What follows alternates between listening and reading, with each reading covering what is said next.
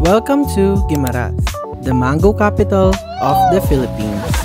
Aside from the world's sweetest mangoes, kasi kilala ang Guimaras sa kanilang mango. Sila daw ang may pinakamasarap, the best mango in the whole Philippines. Dito rin makikita ang magagandang isla na white sand. Welcome to Natago Island! Yahoo! This way to the swimming area. May konting pa-hike.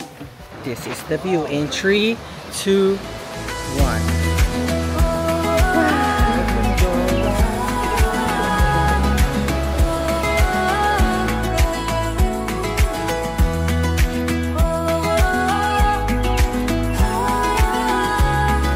Sobrang ganda!